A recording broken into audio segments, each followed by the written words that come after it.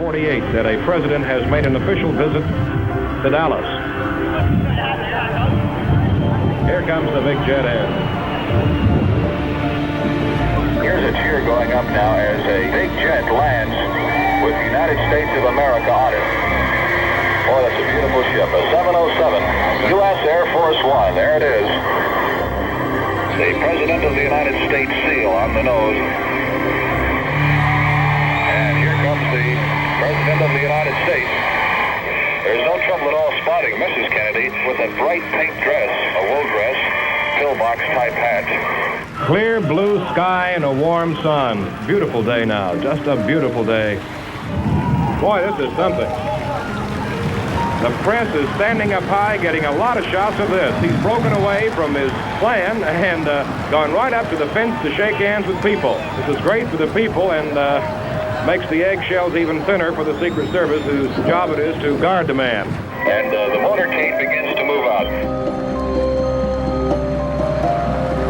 The President and the First Lady sitting in the back seat.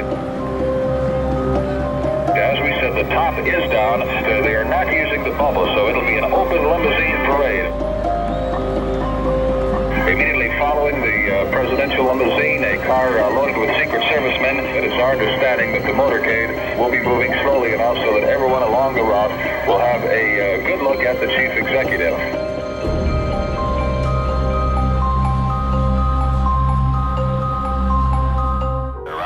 The scene is gay down here with red, white, and blue bunting hanging all over Main Street. The Dallas Police Department is working with a fully augmented force to dispel any fear that unfortunate incidents do not occur on this trip.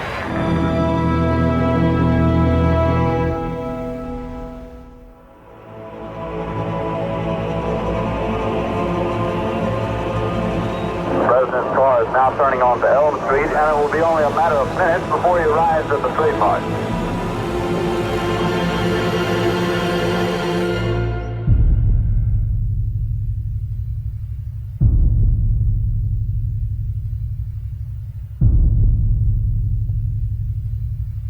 And very often you'll find a zipper hidden in the arm. Good afternoon, ladies and gentlemen. You'll excuse the fact that I'm out of breath, but about 10 or 15 minutes ago, a tragic thing, from all indications at this point, has happened in the city of Dallas. Let me quote to you this. And you'll excuse me if I am out of breath. A bulletin, this is from the United Press, from Dallas. President Kennedy and Governor John Connally have been cut down by assassins' bullets in downtown Dallas. They were riding in an open automobile when the shots were fired. The president, his limp body carried in the arms of his wife, Jacqueline, has rushed to Parkland Hospital. President's wife, Jackie Kennedy, was not hurt. She walked into the hospital at her husband's stretcher side.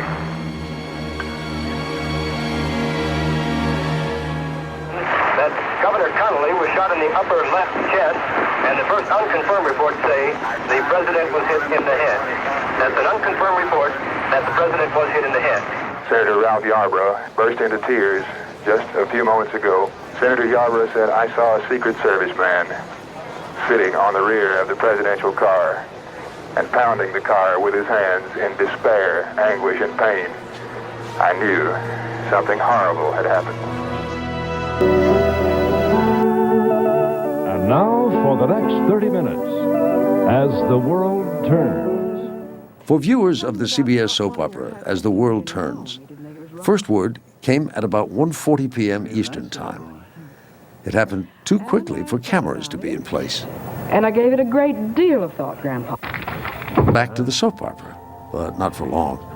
Soon after, Walter Cronkite was back, reporting from the CBS newsroom, complete with rotary telephones and wire machines. This picture has just been transmitted by wire. It is a picture taken just a moment or two before the incident. If you can zoom in with that camera, we can get a closer look at this picture. And almost exactly 1 hour after his initial bulletin, this now famous announcement. From Dallas, Texas, the flash, apparently official, President Kennedy died at 1 p.m. Central Standard Time, 2 o'clock Eastern Standard Time, some 38 minutes ago.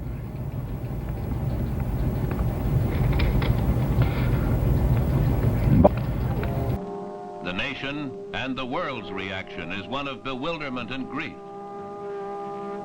At the Dallas airport, 99 minutes after Mr. Kennedy's death, Vice President Lyndon B. Johnson, his wife at his side, and the grief-stricken widow with them, takes the presidential oath aboard the jet, which brings him, together with the body of the late president, back to Washington.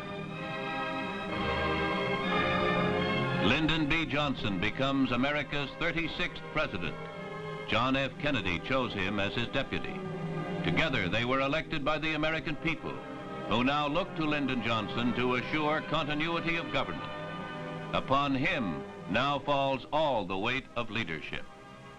This is a sad time for all people. We have suffered a loss that cannot be weighed. For me, it is a deep personal tragedy. I know that the world shares the sorrow that Mrs. Kennedy and her family bear. I will do my best. That is all I can do. I ask for your help and God's. For you and before God is not mine alone, but ours together. We are one nation and one people. Our fate as a nation and our future as a people rests not upon one citizen, but upon all citizens. That is the majesty and the meaning of this moment.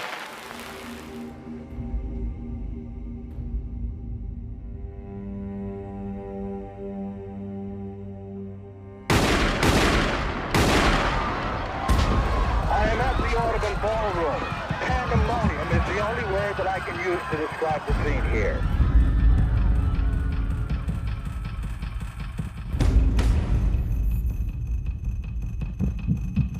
I was sitting in the first row when Malcolm came on the stage and greeted the audience.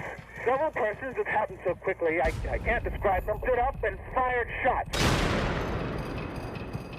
Everybody dove for the floor. I dove myself and crawled over to the side trying to get out from the scene of the shots and crawled back along the balustrade as shots rang out all over the place as Malcolm's supporters tried to subdue those who had fired upon him. He's now laying on the stage. My agent tells me that he has been shot twice and that he is still alive, but feebly. I saw people crawling on the floor, and so I got down too.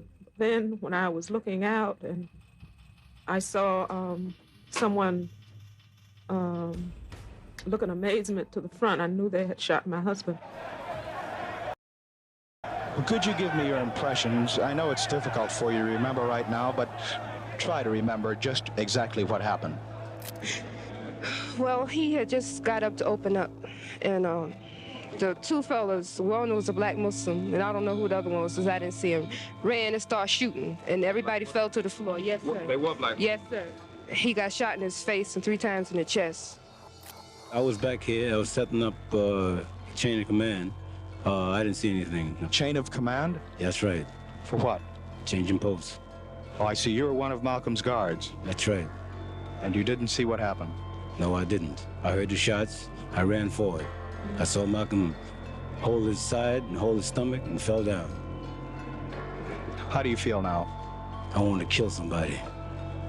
That's right. I want to kill somebody. Before the night's over, if Malcolm dies, somebody gonna die. Almost immediately after the shooting, New York City police apprehended 2 suspects. One identified by police as 22-year-old Thomas Hagan. He was caught outside the building, was shot in the thigh by one of Malcolm's bodyguards, and then beaten by anybody who could reach him with fist or foot. Now the news. Malcolm X, militant Negro leader, is dead. The 39-year-old head of the black nationalist movement went down in a hail of bullets as he was about to address a group of 500 people in Harlem this afternoon. Moving up the highway of freedom toward the city of equality. we can't afford to stop now because Alabama has a date with destiny. Alabama's date with destiny was March 7th, 1965, Bloody Sunday. John Lewis was there, leading the way. We're marching today to dramatize to the nation, dramatize to the world, that hundreds and thousands of Negro citizens of Alabama, but particularly here in the Black Belt area, denied the right to vote. And we intend to march to Montgomery to present certain grievances to Governor George C. Wallace. The marchers crossed the Edmund Pettus Bridge in Selma, only to be brutally stopped by state troopers, who attacked with nightsticks and tear gas. Lewis and others went down. More than 80 people were injured. Martin Luther King, facing threats to his life, stayed away, but vowed the marchers would try again. I say to you this afternoon that I would rather die on the highways of Alabama than make a butchery of my conscience. Television pictures of the violence shocked the nation and put pressure on President Johnson to act.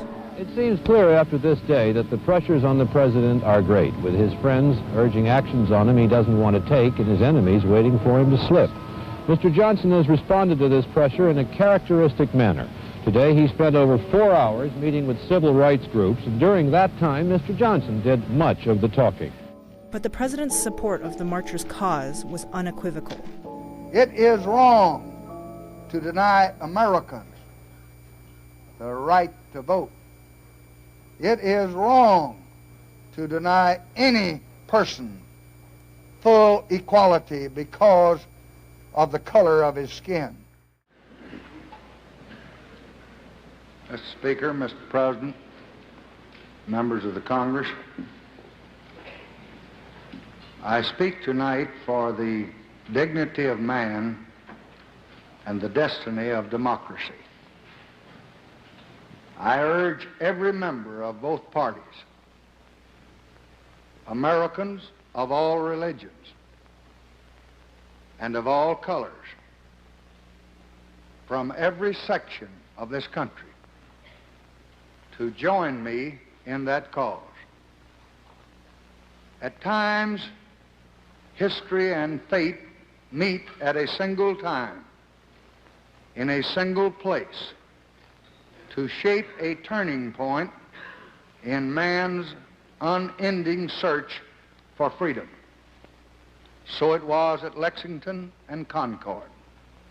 So it was a century ago at Appomattox. So it was last week in Selma, Alabama. There, long-suffering men and women peacefully protested the denial of their rights as Americans. Many were brutally assaulted. One good man, a man of God, was killed. There is no cause for pride in what has happened in Selma. There is no cause for self-satisfaction in the long denial of equal rights of millions of Americans. But there is cause for hope and for faith in our democracy in what is happening here tonight. But now I do have that chance. And I'll let you in on a secret. I mean to use it.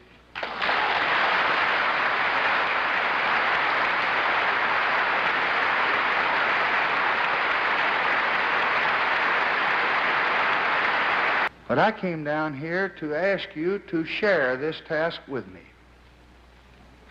and to share it with the people that we both work for. I want this to be the Congress,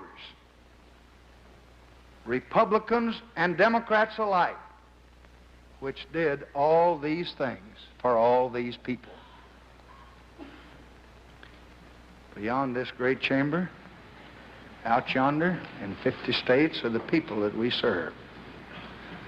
Who can tell what deep and unspoken hopes are in their hearts tonight as they sit there and listen? We all can guess from our own lives how difficult they often find their own pursuit of happiness. How many problems each little family has. They look most of all to themselves for their future.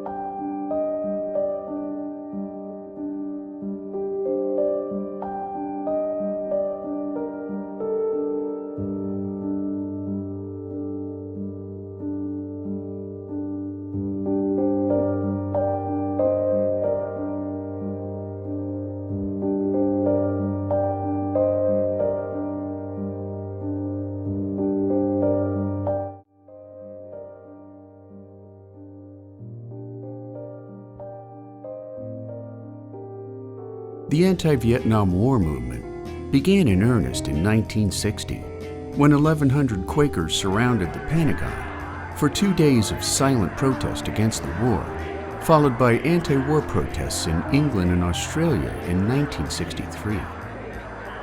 The largest of the war occurred on April 17, 1965, when 15,000 to 25,000 protesters marched on Washington, D.C., while on May 17, 1968, 9 Catholic priests, now known as the Catonsville Nine, broke into a local draft board office in Catonsville, Maryland, stealing 378 draft notices for young men in the 1A category who were most likely up next to get drafted into the war, burning them in a soup of homemade napalm, at the same time propelling their civil disobedience to viewers around the world.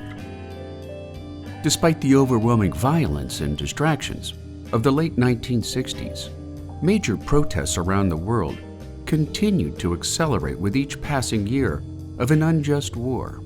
24 in 1968, 16 in 1969, 20 in 1970, and a combined 21 in 1971 and 72. During the peak years of the Vietnam War, Americans witnessed protesting throngs of largely hippie-esque looking young Americans, leading the media and federal officials to attach the anti-war movement with the counterculture hippie movement, doing much to silence conservative voices that might otherwise have supported the moral bent of the movement. On April 30th, 1970, after President Richard Nixon announced the war's expansion into Cambodia, on May the 1st, students at 900 U.S. high school and university campuses began an anti-war protest strike, which escalated rapidly after the May 4th Kent State massacre, when 29 National Guardsmen opened fire on peaceful anti-war protesters at Kent State University, killing Allison Krauss, Sandy Schuer, Jeffrey Miller, and William Knox Schroeder. 2 of the victims, Schuer and Schroeder, had been walking to class when they were struck by stray bullets, making the Vietnam War protest movement a time of deep division in America and the free world at large.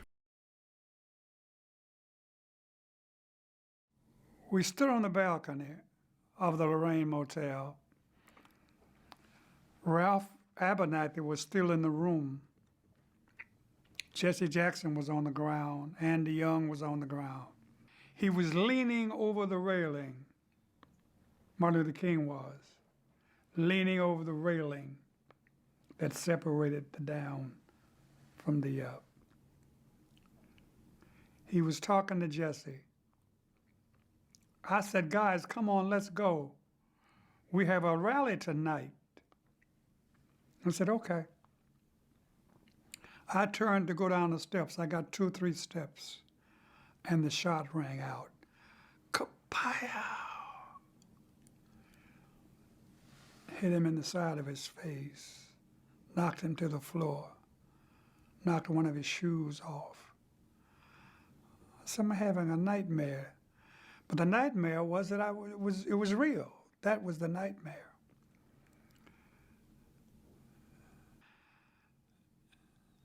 And the police said, where did the shot come from? So there's a famous pointing picture of us pointing to the building where the shot came from. The ambulance came and took him where I told him to. And we waited. And we waited. And we waited. We waited. Finally, and I don't know how this happened, but finally the word came. We never used the word death. They never said he died. Never said that. Never used. We said we lost him. We lost him. All the places I could have been, all the places he could have been. Why was I there at that moment in time? And God revealed to me why I was there. Crucifixions have to have witnesses. Martin Luther King, all of his abilities, PhD at 28, Nobel Peace Prize at 34, the youngest at that time to get one. Could have been UN ambassador, all the things he could have been. And here he is dying on a cold concrete floor on a cheap motel. And they said, we will shoot this dreamer and see what happens to his dream. And the word comes loud and clear. Yes, unfortunately, you can kill the dreamer, but no, absolutely no, you cannot kill the dream. The dream is still alive. On June 5th, 1968, headquarters for the Robert Kennedy for President campaign. Victorious in the crucial California primary, Kennedy addresses an enthusiastic crowd in one of the hotel's ballrooms. My thanks to all of you, and now it's on to Chicago, and let's win there. As he turned and went by me, he turned to the right toward the kitchen. When he did come through, lots of television cameras and stuff, and we were going into a press conference. He was shaking hands with the two busboys, talking with them, and it was at that time that the shots started. Major D reported that Senator Kennedy had been shot. He's been shot? That's right. I just heard this crackling noise and was shaking violently, and I thought I was being electrocuted. That was my impression. Senator Kennedy has been shot. Is that possible? Is that possible? I saw him laying on the ground. I knew that he wasn't going to live. Everybody else, just please stay back. Just a doctor, come right here. 25 and a half hours after he is shot at 1:44 a.m. on June 6, Robert Kennedy dies. Immediately following the shooting, there is little doubt in anyone's mind that 24-year-old Sirhan B. Sirhan, using an 8-shot, .22 caliber revolver, was the one who killed Kennedy and wounded 5 others. There were 77...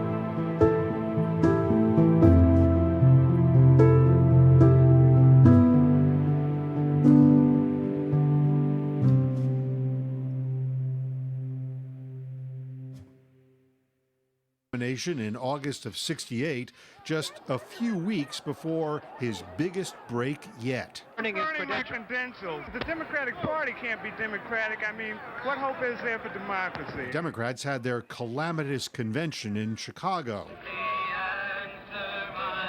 while the cops were outside clubbing demonstrators on the head.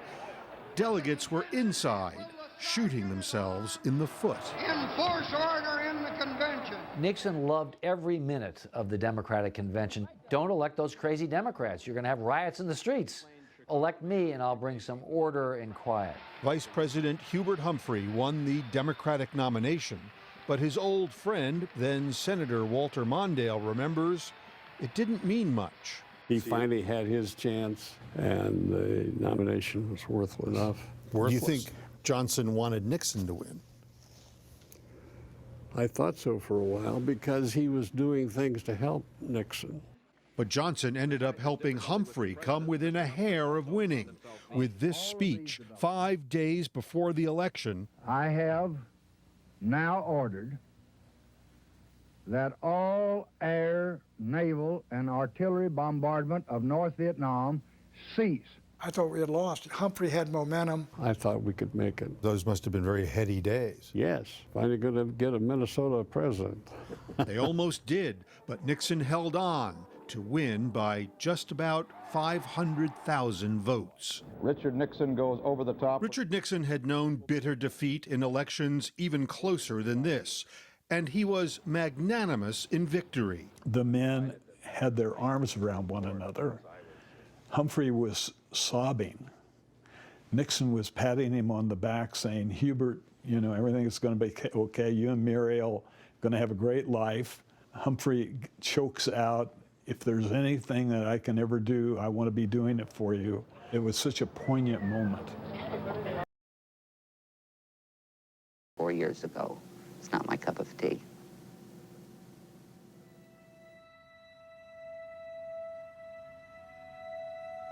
They wanted to fit into American society the way it was. And I had become very radicalized in that time.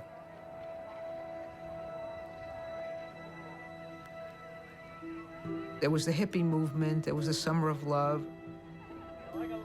Martin Luther King, and all of these affected me terribly. All of the rules that I had grown up with and that I had hated in my guts, other people were fighting against and saying, no, it doesn't have to be this way.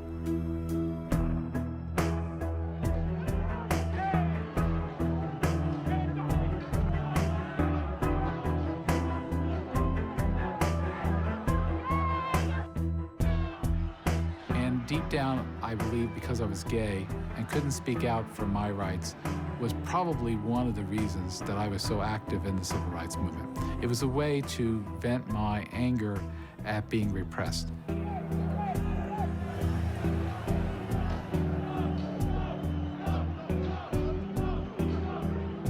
What we felt in isolation was a growing sense of outrage and fury, particularly because we looked around and saw so many avenues of rebellion.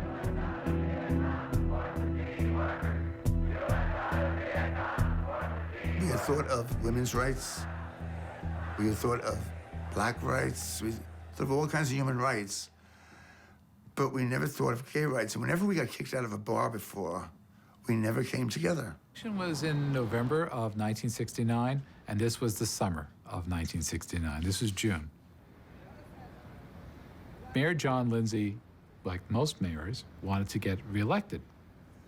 And the police escalated their crackdown on bars because of the reelection campaign.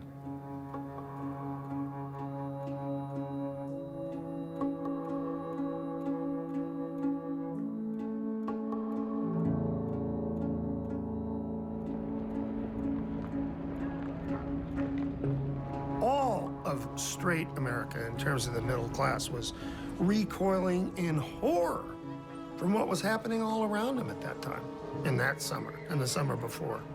The Chicago riots, the human being, the dope smoking, the hippies. All of this stuff was just erupting like as far as they were concerned, you know, like a gigantic boil on the butt of America. Who was going to complain about a crackdown against gay people? Nobody. Not even us. They had increased their raids in the trucks. They raided the Checkerboard, which was a very popular gay bar, a week before the Stonewall. There was also vigilantism. People were using walkie-talkies to coordinate attacks on gay men. So gay people were being strangled, shot, thrown in the river, blackmailed, fired from jobs. It was a horror story. A year later, on June 28th of 1970, we start to see some of the first Pride marches in the U.S. take place in New York City, of course, Chicago, San Francisco, and Los Angeles. And that really gave rise to what we now refer to as Pride, and the regular occurrence of these parades, not just in those cities, but springing up in other cities as well, really giving visibility to the queer experience throughout the nation. I see Stonewall as having had a significant impact on us today for a number of reasons. Not even 10 years later, we get the election of Harvey Milk in San Francisco, one of the first openly gay politicians to serve in government.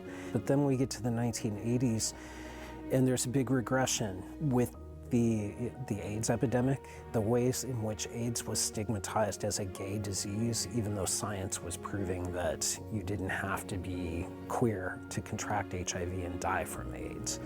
But then at the beginning of the 90s, we see the election of Bill Clinton, who promised to be an ally. But we've seen this kind of trajectory from Stonewall up to the present moment where things for the queer community have kind of ebbed and flowed. There has been progress and there have been setbacks. In a lot of ways, some of the things we're contending with now, as similar as they are to Stonewall, the context is different. And we're working in a context now where there is greater political acceptance of the queer community. There's greater social acceptance of the queer community, and we're seeing more visibility in the cultural sphere, in television, music, films, and so on. With Stonewall, I see that as being a really pivotal moment for change, something that we can go back and look at now and learn from what the people who participated in that, what they did, and going, tracing that up to the present moment to learn lessons from the people who paved the way to now. Pride really started with Stonewall, and that's often how people will refer to that particular event as the first Pride, even though the first Pride marches happened a year later, but it was really the uprising itself that gave birth to that. So who knows if Pride marches would have even begun without Stonewall. A lesson we can take from Stonewall is listening to one another and really getting a sense of what it is that people in the community want and value, and taking each other into consideration rather than focusing on how the rest of the world perceives us and what is best going to fulfill our needs.